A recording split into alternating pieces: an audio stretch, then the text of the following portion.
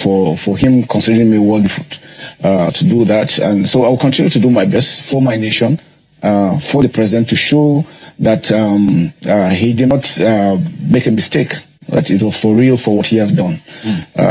So for me, it's not a compensation. It's just there knowing that he understands that what we are doing, we were sincere, we were deliberate about it, and wanted the best for our country. And I think that's what works with it. You were also instrumental in helping save his life and some of those who would have been killed in that planned coup. As always, I was also a target, I am sure you know. You were supposed to be locked up. Now, I was supposed to be arrested, and if I refused, I was supposed to be shot.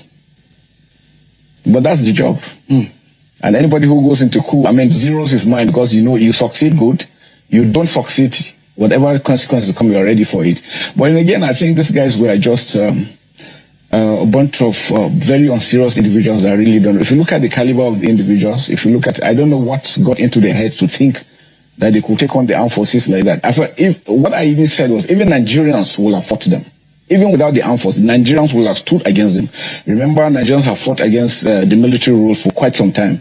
And that's where Mr. President has always been one of them.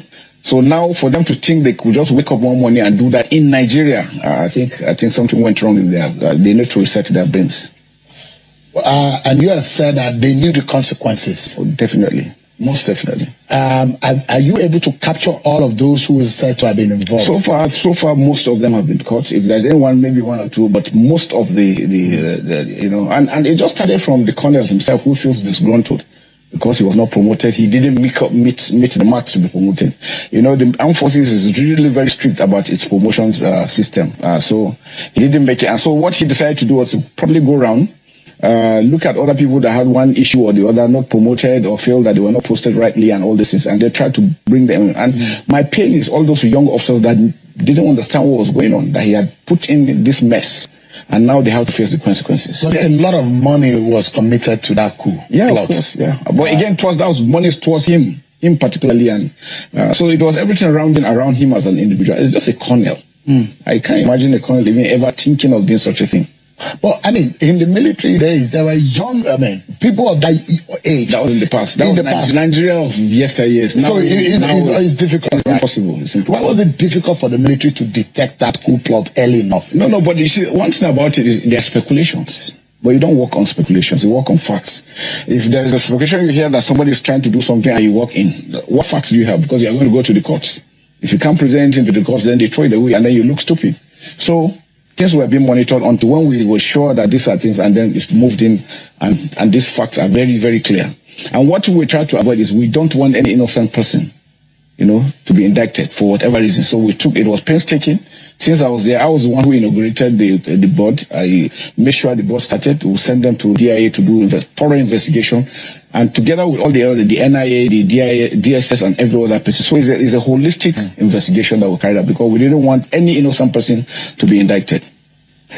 From what we're gathering, information coming to light seems to be that there's been this attempt and this internal. The global AI market is projected to reach $1.770 billion by 2030. Disgruntlement, if there is anything like that, since about the 29th of May 2023. Yeah, that's why I try for people to understand that it wasn't done because they think the government wasn't doing well. These things were planned even right before the president took office. So there had been a plan they had ahead of it since they knew he was the one who won the elections. And for whatever reason, they've been hatching such things behind. And they're quite unfortunate. So it would have been a bloody coup. And that, based on the plan. Based on the plan. To remove everyone in the line of succession. The ability to execute it. Yeah. It's one thing that I know that probably they thought they were in some other country, not Nigeria. So it's difficult to get that done in today's Nigeria. Yes. But if you remember, during those days when they had coups, you had to have most of the big ones. You have to have GOCs or service chiefs with you, because those are the guys that control and monitor what's being done. You don't have any of such. They are just very low-ranking individuals that have no access to some of these things. So for them to have even thought about it, I think something really, really went wrong in their heads.